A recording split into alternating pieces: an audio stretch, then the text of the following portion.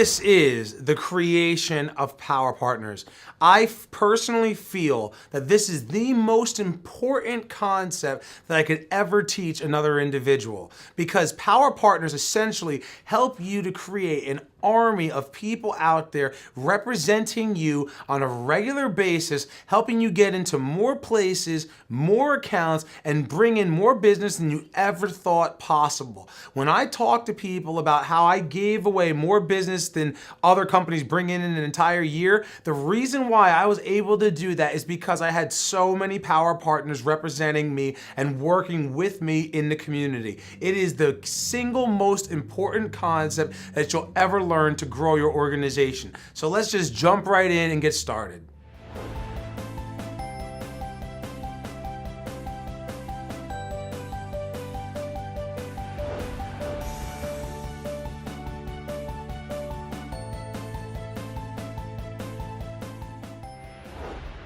All right, so before we get into how to create Power Partners, let's go through the 5 W's, the who, what, where, when, and why of Power Partners. And the first one is, what is a Power Partner? A Power Partner essentially is someone else who offers a service that's synergistic or complementary to yours. They call upon the same referral sources as you do, and they can market and represent your company just as well as you can. They essentially work for you without actually working for you. They can refer you business, but that's not why you have the relationship. It's more so that when they see an opportunity for you to get business, they go out there and capitalize and jump on it as if it was for their own benefit.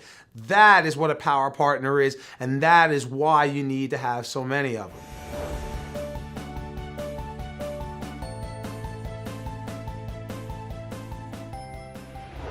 As far as who should be a Power Partner, the Power Partner should always be the sales and marketing representative or the business owner, basically the face of the organization. So for example, if I'm in home health, private duty, and I become a Power Partner with a hospice person, I want to make sure it's the hospice representative, whoever that marketing person is, because they're the person out and about in the community, just like I am.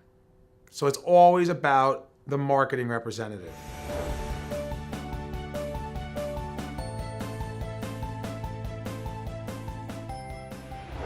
As far as the where goes for the Power Partner and where they should be, it should be somebody who works the same territory as you do, or a good rule of thumb is a 30-mile radius around your location.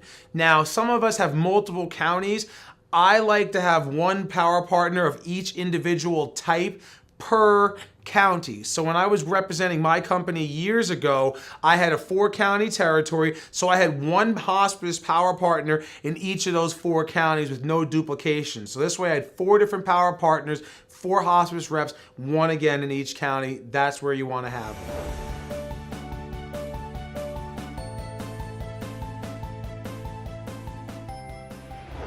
As far as when you should create a Power Partner should be the very first thing you do when you start your business. You can create Power Partners immediately. When I first started in home care and healthcare 8 years ago, I will never forget, I was working in the dairy industry, had never sold healthcare a day in my life. I didn't even know what ADL stood for. I thought it was a disease. So when I first came in, I met a good buddy of mine still to this day. Her name is Nicole. And I walked into her building and I said, "Hi, I'm Steve from CareChoice. Nice to meet you. That's all that I know." And she started laughing hysterically and she says, "What do you mean?" I said, "Well, I'm the marketing rep. We're a home care company, but I don't know anything else about the company. I don't even know what home care really is. I don't even have a title yet or a business card."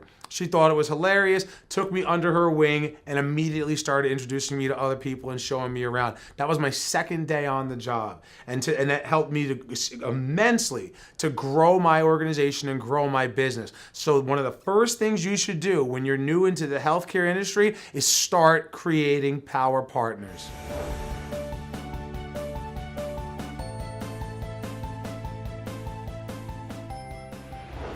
And now for my favorite part of the 5 W's, it's why should you create a Power Partner? The reason why you should create a Power Partner or multiple power partners is because it's all about duplication. Duplication is essentially when you have duplicated yourself, so there's multiple people out there. And the best example I can use to describe this is actually before I got into healthcare altogether. I used to sell milk in the state of New Jersey, and that was my entire territory. Now, New Jersey, many people, it is a small state, but geographically, it's still 21 counties. So I had to cover 21 counties as a sales rep for this company. That was not easy. So I ended up making power partners with the potato chip person, the candy man, the soda man, the coffee person, and the bread person. So that this way, every single day, when those representatives representing their specific companies were out and about marketing, when they saw an opportunity for somebody that needed milk and dairy services, they essentially became me.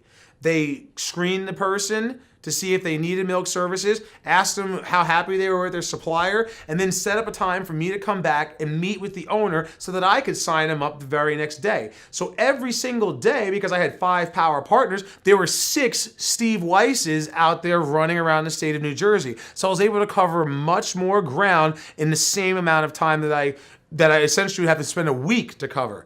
That's why it was so important. So that's why you want to create power partners. If you have 5 of them plus yourself, you have 6 people representing your organization every single day. 6 people can do a heck of a lot more business than 1 person. So that's why you create your power partners.